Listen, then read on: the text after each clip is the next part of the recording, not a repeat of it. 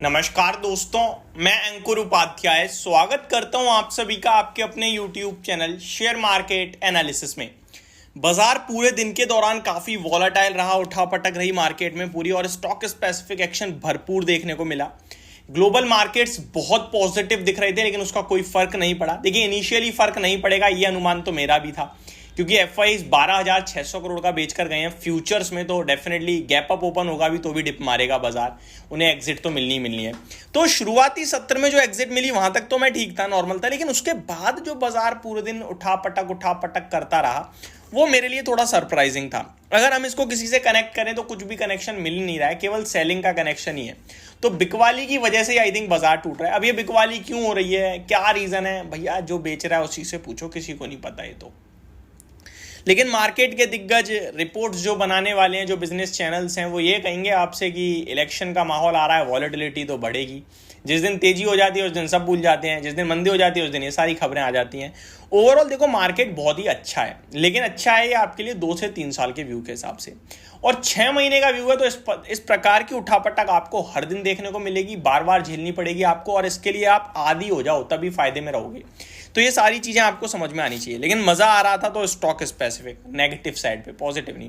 Portfolio में भारी पिटाई पड़ रही है इन्वेस्टर्स की, भारी नुकसान हो रहा है लोगों को क्योंकि स्टॉक्स बहुत बुरी तरीके से टूट रहे हैं।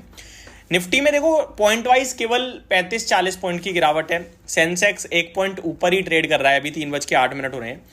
मिड कैप इंडेक्स और स्मॉल कैप में पिटाई पड़ी है। मिड कैप लगभग आधे % नीचे और स्मॉल कैप तो 1.25% टूट गया है। एडवांस डिक्लाइनिंग स्टॉक्स का रेशियो देखें तो 565 स्टॉक्स ऐसे हैं जो पॉजिटिव हैं, लेकिन उसके सामने 1560 ऐसे स्टॉक है जो नेगेटिव ट्रेड कर रहे हैं। बैंक निफ्टी की बात करूं तो ये आपके लिए फ्लैट है, कुछ मूव नहीं दे रही है। वहीं आईटी, रियलिटी स्पेस और एफएमसीजी मार्केट को लीड कर रहे हैं आज। स्पेशली रियलिटी स्पेस को देखो, गोदरेज प्रॉपर्टी 10.5% ऊपर अपने नंबर्स के बाद, ये तो अलग ही लेवल पे चला गया है, लाइफ हाई हिट कर दिया स्टॉक ने आज। ब्रिगेड एंटरप्राइजेस भी इसी प्रकार भाग रहा है, 10% ऊपर है। डीएलएफ फ्लैट 1% ऊपर है लगभग, लेकिन लोधा में आई है 3.5% की गिरावट। तो रियल एस्टेट ऊपर भी है तो नीचे भी है बराबर। सेक्टर ऊपर है, स्टॉक एक ही नीचे, वो है आपका लोधा। बाकी ज्यादातर स्टॉक में बढ़िया तेजी देखने को, बड़ी तूफानी तेजी देखने को मिली है। आगे अगर आईटी स्पेस की बात करूं तो यहाँ भी 1% की तेजी थी। LTI, Mindtree, Infosys and TCS ये आपके लिए कुछ मार्केट को सपोर्ट देने का काम कर रहे थे, स्पेशली टीसीएस जो 2% रैली करता हुआ दिखा है। गिरावट वाले स्टॉक्स की लिस्ट बहुत लंबी है। MRPL 9% crash, PFC 9% crash, REC 7.25% crash, Titan 7% crash, PNB 6.5% गया, आरके फॉर्जिंग 6% गया, कैनरा बैंक 5.5% गया, भेल 5%, पेटीएम 5%, स्पार्क एक बार फिर लोअर सर्किट 5% का, RailTel 5%, power India 5%, HSCL 5%, Mazagon dock 5%। Mazagon dock पे हमारे एक रेगुलर व्यूअर है, जब मैंने ओएफएस वाली खबर कवर करी थी अगले दिन शेयर 5% 4% ऊपर गया, 2300-2400 रुपये तक। आज दोबारा देखो आप 2260 हो गया। तो ये चीज़ें चलती रहेंगी भाई। वीडियो कवर कर रहे हैं, स्टोरी कवर कर रहे हैं, अपडेट शेयर कर रहे हैं, वो केवल एक दिन का व्यू नहीं होता, वो आपको व्यू देता है 2 महीने 3 महीने का, और हर अपडेट की एक अलग टाइम फ्रेम होता है। फॉर एग्जाम्पल, कोटक का केस जो था आरबीआई की अपडेट, वो 6 महीने तक कम से कम प्रॉब्लम रहने वाली बात है। आपके लिए जो मजगांव डॉक था, जब तक ओएफएस नहीं आ जाएगा, पूरा भर नहीं जाएगा, इन्वेस्टर्स को शेयर नहीं मिल जाएंगे, तब तक की दिक्कत है। आपके लिए मैंने कवर करी थी एक ऐसी खबर जहां पे प्लांट में कुछ तकनीकी दिक्कत के चलते बंद करा गया है। वो 2-3 दिन की प्रॉब्लम थी, 2-3 दिन बाद चालू हुआ तो शेयर चल गया। तो प्रॉब्लम जब मैं शेयर कर रहा हूं ना अपडेट, तो उसमें ये समझो ये कितने समय तक इंपैक्ट मारेगी, वो सबसे इंपॉर्टेंट है। पेटीएम ऐसी अपडेट थी जो कंपनी खत्म हो रही है, आज तक टूट रहा है। तो ये सारी चीजें आपको जरूर समझ में आनी चाहिए।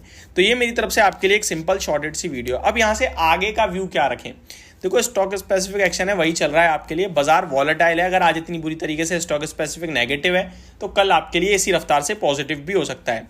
मार्केट में ये बिल्कुल भी ना सोचें बाजार वन साइडेड टूटता ही चला जाएगा, और ये भी ना समझें कि बाजार वन साइडेड भागेगा।